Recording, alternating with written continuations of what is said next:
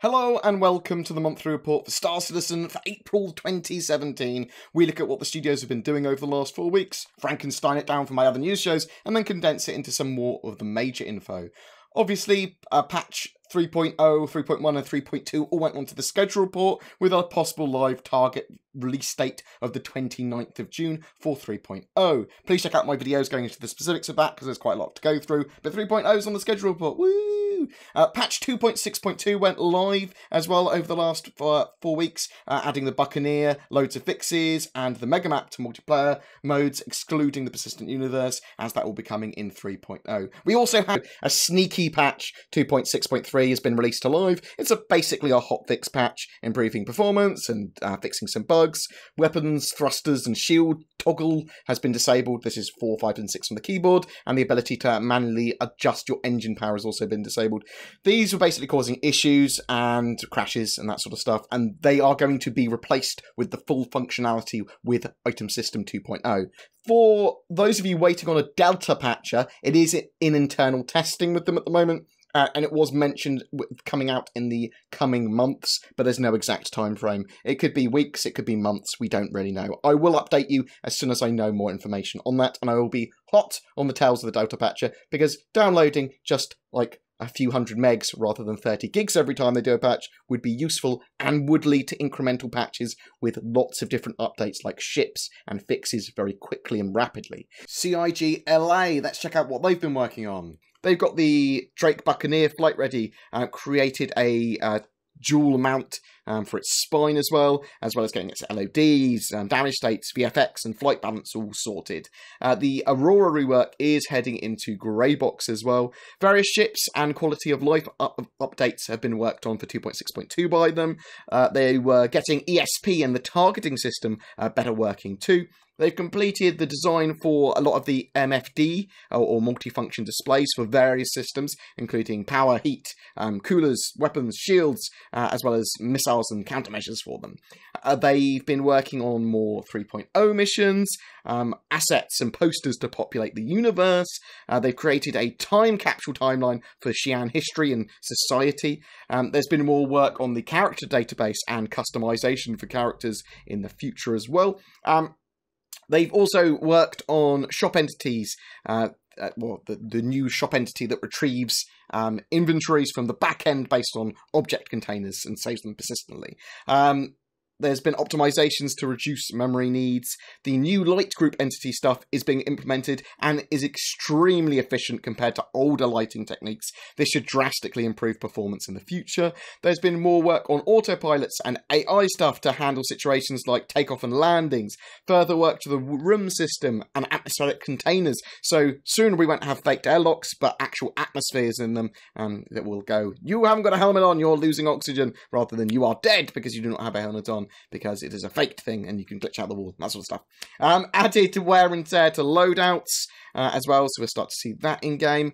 Started work on the Entity Owner Manager, which will manage ownership and like lifetime of entities in conjunction with back-end persistence stuff. So objects based on their importance will like despawn if they left there for a certain amount of time, that sort of stuff, and it works out what is important, what is not. Bullet casings are not important, they will despawn very quickly. They're also working on scanning subcomponents, and they do talk about scanning in general briefly as well. Pinging is a method where a wave is sent out like a ping, and will detect objects within range. So that could be objects, ships, players entering and exiting quantum drive. Also, they talk about the angle of focus, which you'll be able to adjust, which, like, the angle's smaller, it will give you like more range, but at the cost of area of effect. There are also a huge amount of tools that they've been making and improving upon that help increase their power and speed that they can develop the game. They have improved streaming meshes and further reduced their build sizes.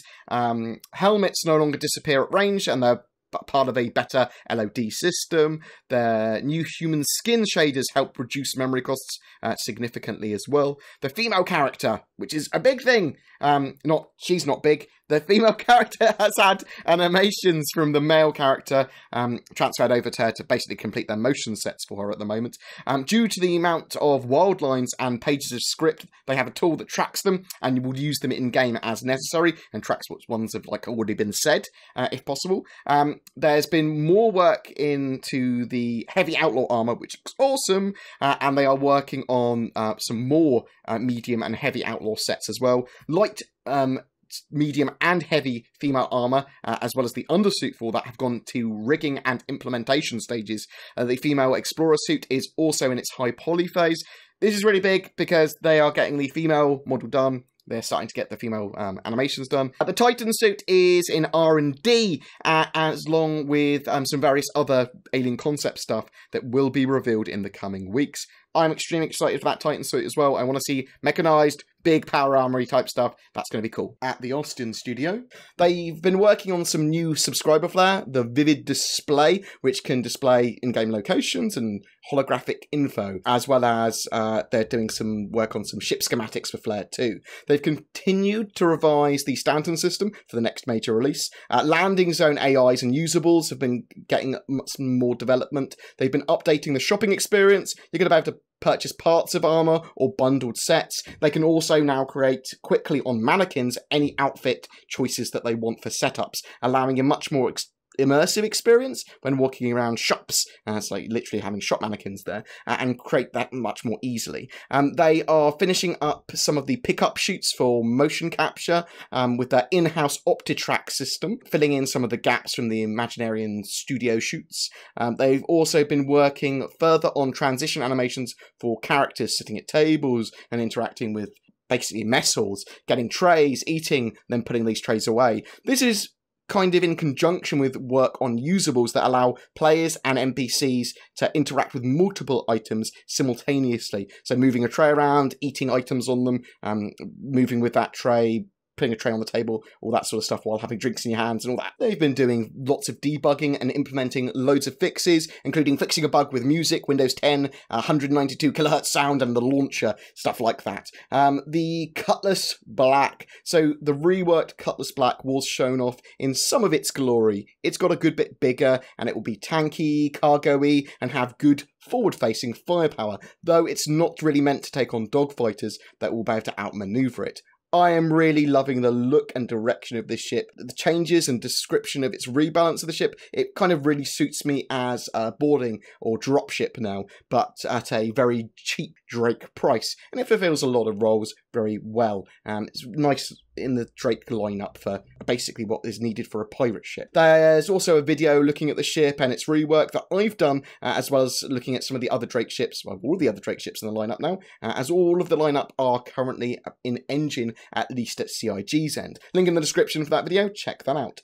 Let's check out the Frankfurt studio. They are working on various FPS weapons like the Clausen Warner Arclight 2, Gallant, Arrowhead, as well as the Castec Arms, Ravenger 212 and Devastator. They've completed rockets and rocket pods from sizes 1 to 3. I'm actually quite excited about the rockets being available in the verse in this more modular form, as well as all the FPS weapons that they have been working on look really beautiful. There's also been more work on the Knightsbridge Arms ballistic cannons and their modular upgradable customizing weapons. They look like you can actually keep on upgrading them or changing parts of them to be more modular and customizable, which is going to be pretty cool. They're also working on the lighting with modular outposts and procedural generation of interior lighting for them as well. And they're working out stuff for space stations, truck shops, and the outpost modularity system. They currently have 5 outpost types that they'll be using at this stage,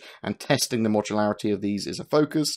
There have been more refinements to the loadout editor and the solar system editor, SolEd.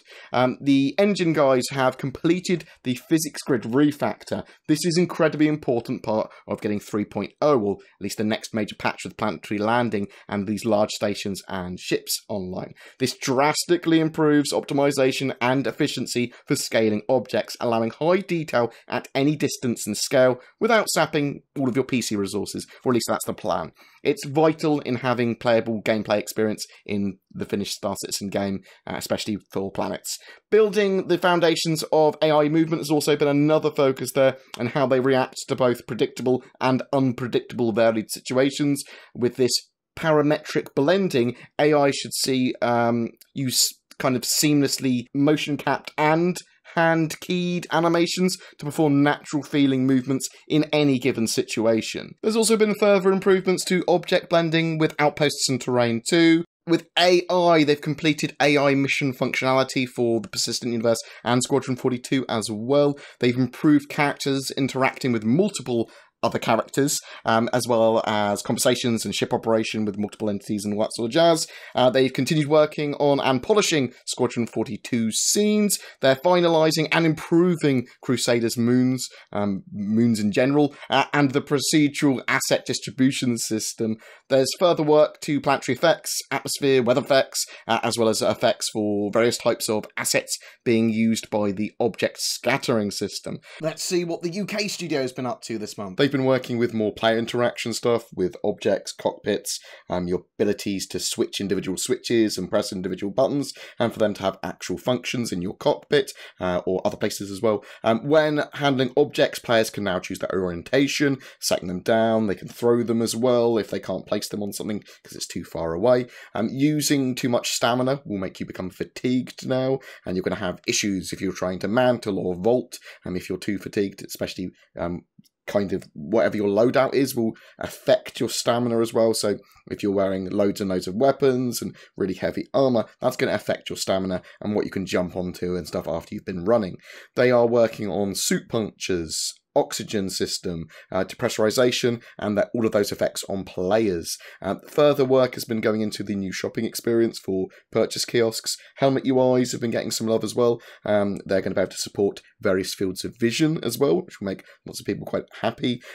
Also, while maintaining easily readable text and symbols. There's been work on audio propagation, allowing audio to move from room to room through doorways correctly, and for sound to come where it should kind of correctly come from. And these doorways that it moves through will allow you to kind of trace where a sound is coming from a ship, all that sort of stuff.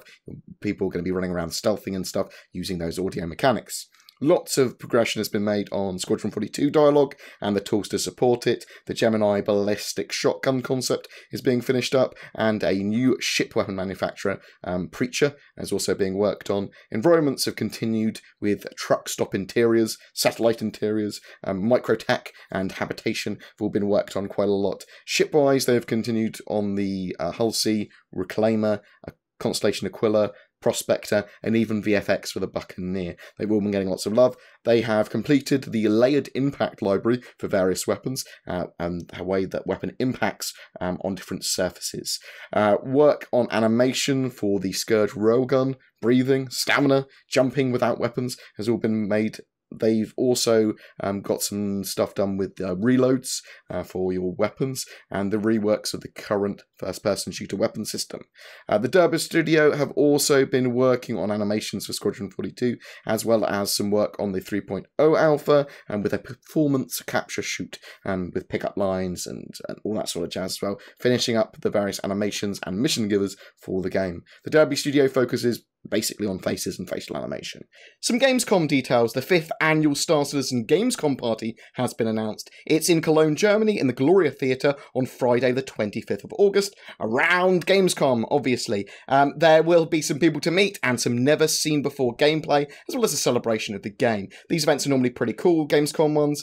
There are 750 tickets available for that event that will go on sale on lots of 175 to 200 on the 22nd and 23rd of April. Link in the description for all the details and where to get those tickets from and all that sort of jazz too. Let's talk a little bit about Turbulent. They've obviously been working on the Delta patch as mentioned earlier, but let's talk about Spectrum. So Spectrum is the forum and communication platform. 0.3.2 of that platform came out with some various performance updates. Now you can see thumbnails in the sides as well, and you can reorder communities. They're going to be getting 0.3.3 out soon as well, which will give us the ability to change forum thread type from linear to nested or black to linear, just like Reddit basically with the nested threads. Turbulent have also archived the old forums on the Friday the 14th of April, and everything is now basically migrated over to Spectrum. They're also updating the ship stats page and in general the RSI website, giving it a much needed overhaul. I'm actually very much looking forward to that. That is my third thing on my favourite things that they need to do. Delta Patcher 3.0 and then the RSI ship stats and website overhaul. BHVR, so CIG are moving away from external sourcing of projects for the most part too. Behaviours environments that they were working on have now been brought internally as CIG have their own dedicated environments teams. This should be beneficial to the project in the medium to long term, but in the short term it might be one of the reasons that we don't have more landing zones in 3.0's schedule. And that's kind of it for the monthly report this month. Please check out my videos on 3.0's overview and the 3.1 and 3.2 that will be coming very shortly. I'll get that all up very, very soon. 3.0 was obviously a massive thing that happened this month, but I've done a dedicated video on that. I will be at BoredGamer this weekend, so hopefully I will see some of you there. Just go check it out. Woo! I'll put a link in the description. Some of you can make it. Manchester, we're going to the Radisson Blu. The day before, we're going to be doing a Bar Citizen. After the event, we're going to be doing a Bar Citizen. So, cool. Every month, you can win a ship by being subscribed to my channel and commenting on any of my Star Citizen videos of the month. For April, you can win a Drake Buccaneer. So please tell me what you thought of what was the most important thing that happened this month other than the 3.0 schedule report. Are you like me and can't wait for the Delta Patcher? If you have any questions for me, Brian Chambers, or devs at BoredGamer, please share them too. A massive thank you to my Patreons, guys, and Twitch subs, and Gamer supporters. You guys that go the extra mile, thank you very much. Check out the links below if you want to do that as well. You guys rock. Woo! Please remember to like and subscribe, and I will see you in the verse.